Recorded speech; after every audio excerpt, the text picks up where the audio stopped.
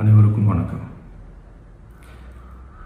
என் லைஃப்பில் இந்த மாதிரி ஒரு பெயின்ஃபுல்லான ஒரு சுச்சுவேஷனை நான் ஃபேஸ் பண்ணதே கிடையாது. மனசு முழுக்க வலி வலி மட்டும்தான்.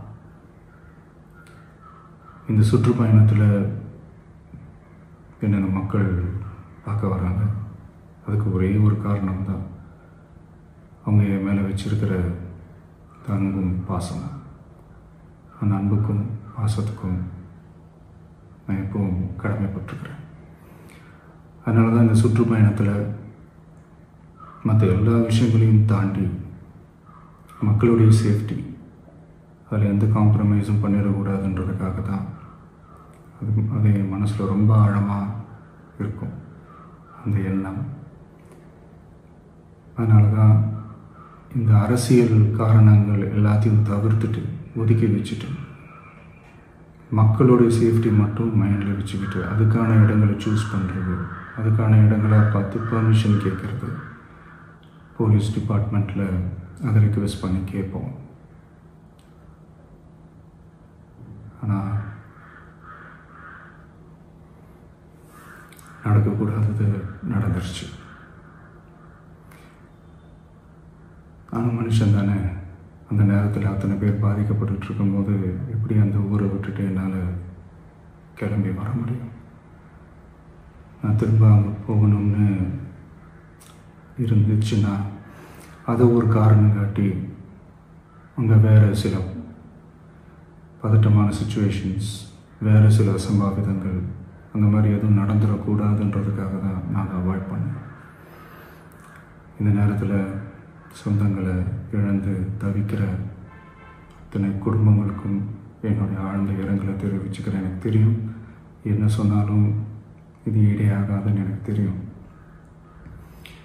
ஹாஸ்பிட்டலில் ட்ரீட் பண்ணிகிட்ருக்கிற எல்லாருமே சீக்கிரமாக க்யூர் ஆகி வரணுன்றதை இந்த நேரத்தில் நான் வேண்டிக்கிறேன். கூடிய சீக்கிரமே உங்கள் எல்லாரையும் நான் சந்திக்கிறேன்.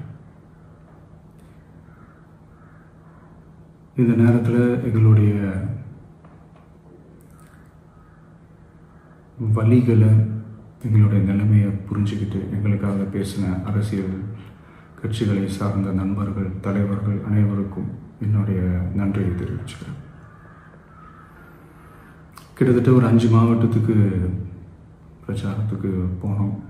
இந்த மாதிரி எதுவுமே நடக்கல. ஆனால் கரூரில் மட்டும் ஏன் எப்படி நடக்குது, எப்படி நடக்குது? மக்களுக்கு எல்லா உண்மையும் தெரியும். மக்கள் எல்லாத்தையும் பார்த்துக்கிட்டு இருக்கிறாங்க. கரூரை சேர்ந்த அந்த மக்கள் அந்த உண்மையெல்லாம் வெளியில் சொல்லும்போது எனக்கு கடவுளே நேரில் வந்து இறங்கி அந்த உண்மைகள்லாம் சொல்கிற மாதிரி எனக்கு தோணுச்சு. சீக்கிரமே எல்லா உண்மைகளும் வெளியில் வரும்.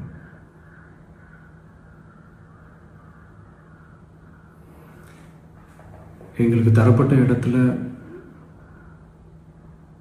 நாங்கள் போய் அந்த ஸ்பாட்டில் நின்று நாங்கள் பேசிட்டு வந்தோம். அதை தாண்டி எந்த தவறும் எங்கள் சைடில் நாங்கள் எதுவுமே செய்யலை. பட் இருந்தாலும் எங்கள் கட்சியை சேர்ந்த நிர்வாகிகள், தோழர்கள் மேலே எஃப்ஐஆர், அது மட்டும் இல்லை சோஷியல் மீடியாவை சேர்ந்த நண்பர்கள், தோழர்கள் அவங்க மேலே எஃப்ஐஆர்லாம் போட்டு இப்போ பிடிச்சிக்கிட்டு இருக்கிறாங்க.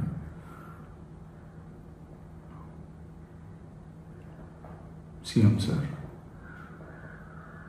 உங்களுக்கு ஏதாவது இந்த பழி வாங்கணும் அப்படின்ற எண்ணம் ஏதாவது இருந்துச்சுன்னா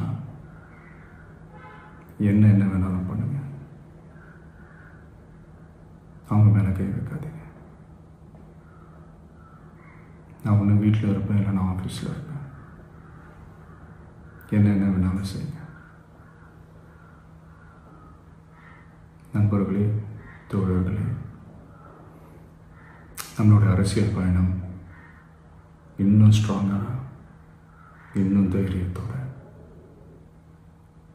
கண்டினியூ ஆகும்.